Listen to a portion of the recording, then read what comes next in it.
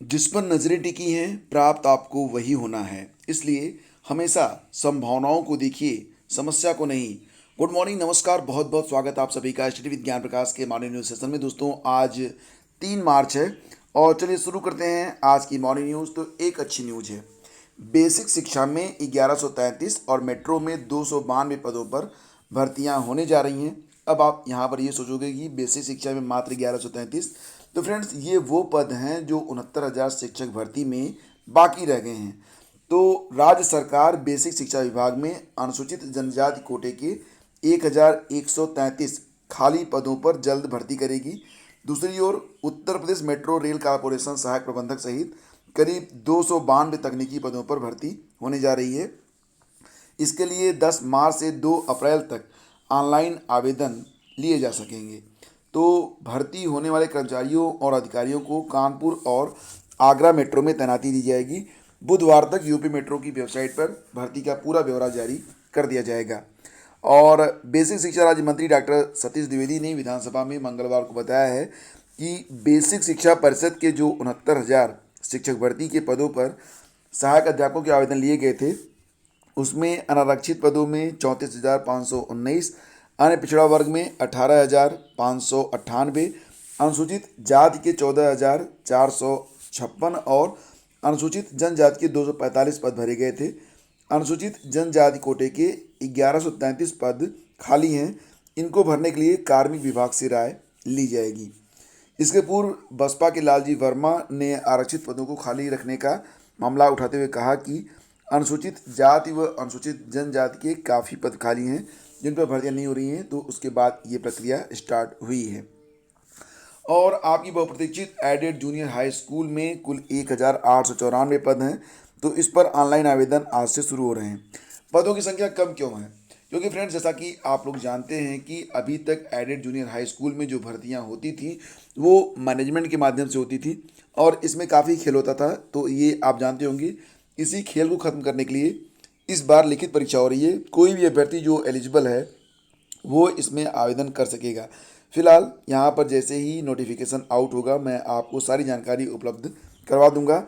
तो प्रदेश के सहायता प्राप्त जूनियर हाई स्कूलों में सहायक अध्यापक के 1,504 और प्रधानाध्यापक के 390 पदों पर भर्ती के लिए ऑनलाइन आवेदन बुधवार से शुरू होंगे।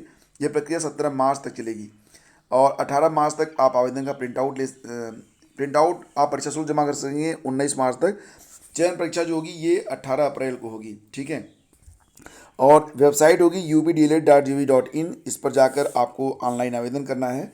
तो ये है वेबसाइट। और फ्रेंड्स यहाँ पर ध्यान दीजिएगा कि अभ्यर्थी आवेदन को बहुत ही सावधानी से करें क्योंकि प्रविष्टियों में संशोधन का कोई अवसर नहीं मिलेगा। अच्छा, एक कन्फ्यूजन आप लोगों के मन में बना हुआ है वो मैं अभी यहीं पर हल कर देता हूँ। वो ये है कि बहुत सारे लोग ये पूछ रहे हैं कि जो साइंस के स्टूडेंट होंगे या फिर जो मैथ के स्टूडेंट होंगे, तो दोनों तो आएंगे विज्ञान वर्ग में, तो उन्हें जो 100 प्रश्न हल करने होंगे वो साइंस वाले सिर्फ साइंस के हल करेंगे कि उनको मैथ भी हल करना होगा, या मैथ वालों को साइंस भी? तो ऐसा नहीं है। अगर आप साइंस के लिए आवेदन कर रहे हैं तो आपको मात्र साइंस के 100 प्रश्न, अगर आप मैथ के लिए आवेदन कर रहे हैं तो आपको मैथ के 100 प्रश्न हल करने होंगे। बाकी के जो 50 प्रश्न हैं वो कॉमन है सभी के लिए, उसमें स्टैटिक जीके और करंट अफेयर रहेगा।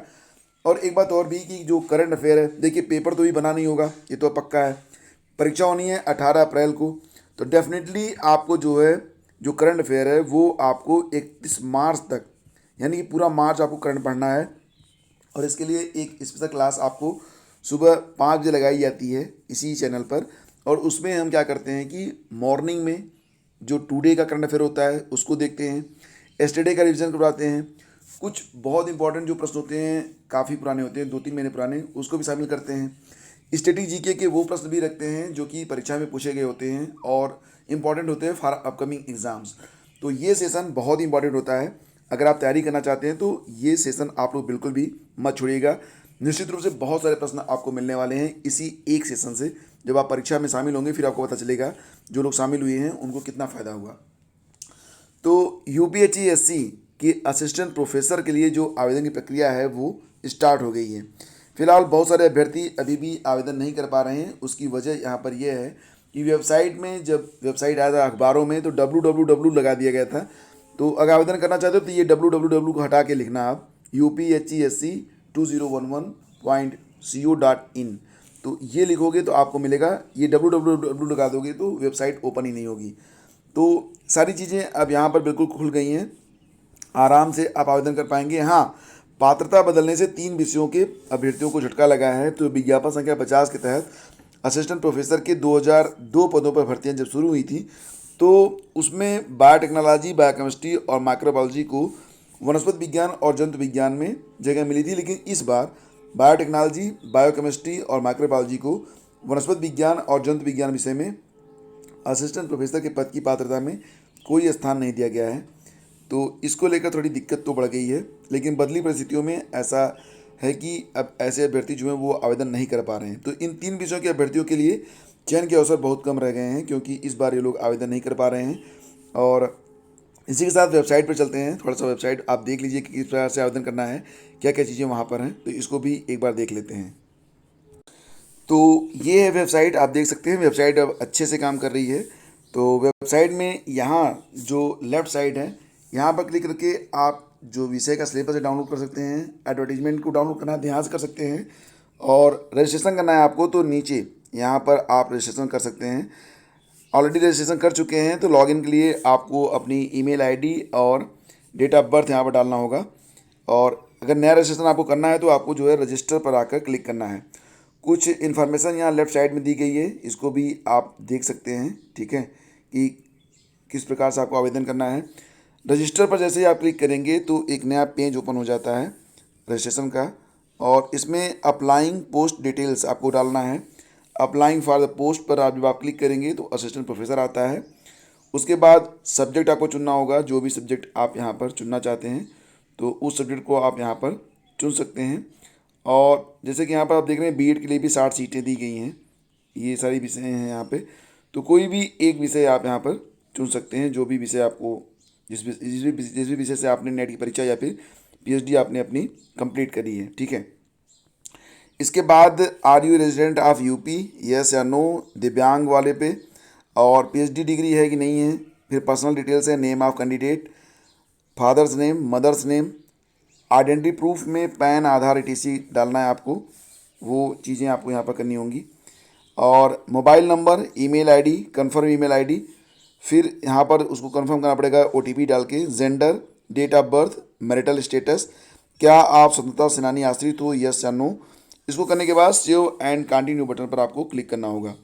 तो ये प्रोसेस होगा, इस प्रकार से आप अपनी पूरी प्रक्रिया को कंप्लीट कर सकते हैं। हाँ, फीस मैं आपको बता देता हूँ, फ़ीस थोड़ी सी अधिक लगेगी आपको, क्योंकि फ़ीस जो है वो जनरल और ओबीसी को 2,000 रुपये, और जो रिजर्व कैटेगरी के हैं अदर लोग उनको 1,000 रुपये की फ़ीस यहाँ पर जमा करनी है। बाकी डिटेल आप देख सकते हैं, मैंने इसका जो एडवर्टीजमेंट है वो अपने टेलीग्राम चैनल @स्टडी विद ज्ञान प्रकाश पर शेयर कर रखा है, वहाँ पर जाकर आप देख सकते हैं। यूपीटीटी की परीक्षा अब जूनियर हाई स्कूल शिक्षक भर्ती के बाद होने वाली है। तो ये याद रखिएगा कि उत्तर प्रदेश शिक्षक पात्रता परीक्षा अब एडेड जूनियर हाई स्कूल शिक्षक भर्ती के बाद होने वाली है। सचिव परीक्षा नियामक प्राधिकारी को भेजे गए पत्र में शासन के विशेष सचिव आरबी सिंह की ओर से कहा गया है कि अब एडेड जूनियर हाई स्कूल के शिक्षक भर्ती के बाद यूपीटीटी होगी। शिक्षक भर्ती के लिए चयन परीक्षा 18 अप्रैल को होनी है। इसके बाद उत्तर कुंजी जारी करने सहित अंतिम परिणाम मई तक जारी कर दिया जाएगा। देखिए फ्रेंड्स, ये जो परीक्षा है ये आपका लाइफ बदल सकती है। सीरियसली लीजिएगा, इसको अच्छे से स्टडी करिए, ठीक है, और स्टडी के अलावा और कुछ मत करिए। तो मई में एडेड जूनियर हाई स्कूलों के लिए शिक्षक भर्ती पूरी होने के बाद सचिव परीक्षा नियामक प्राधिकारी की ओर से शासन के पास यूपीटीटी के लिए तीसरी बार प्रस्ताव भेजना होगा। इसके बाद परीक्षा होगी। तो अब आप थोड़ा सा रिलैक्स हो सकते हैं यूपीटीटी की ओर से कि ये परीक्षा बाद में होगी। और मेट्रो के लिए जब आवेदन शुरू होंगे तो फिर इसके बारे में सूचना मैं दूंगा। लखनऊ के अलावा आगरा और कानपुर मेट्रो की ज़रूरत इन पदों से पूरी होगी। 10 मार्च से आवेदन प्रक्रिया शुरू होगी, अंतिम तारीख 2 अप्रैल रहेगी। और उम्मीदवार आधिकारिक वेबसाइट upmetrorail.com पर जाकर आवेदन कर पाएंगे। और करंट अफेयर की जो पीडीएफ आती है तो उसको डाउनलोड करना चाहते हैं तो इस वीडियो का डिस्क्रिप्शन आप चेक कर सकते हैं। वहाँ पर जाकर आपको नियर अबाउट जो भी पीडीएफ्स अवेलेबल हैं उसकी लिंक, आपको डाउनलोड लिंक मिल जाएगा, वहाँ पर जाकर आप डाउनलोड कर सकते हैं। इसके अलावा अब हम शीघ्र ही आपके लिए कुछ स्पेशल क्लासेस भी लेकर आ रहे हैं शिक्षक भर्ती परीक्षा के लिए, जिसमें हम सभी वो प्रश्न लेकर आएंगे जो कि अति संभावित हैं। तो बने रहिए हमारे साथ, हम मिलेंगे आपसे अगले वीडियो में। वीडियो पसंद आता है तो लाइक और शेयर करना बिल्कुल मत भूलिए। हम आपके लिए बहुत मेहनत करते हैं, तो आप भी मेरे लिए थोड़ी सी मेहनत करो भाई। ठीक है, तो चलिए आज का सेशन यहीं पे समाप्त करते हैं, मिलेंगे आपसे अगले वीडियो में। आज का जो वीडियो है करंट अफेयर वाला, उसको जरूर वॉच करना। ये आपकी शिक्षक भर्ती परीक्षा, UP PCS, UP triple SC, जो भी परीक्षाएं होने वाली हैं सभी के लिए बहुत इंपॉर्टेंट है।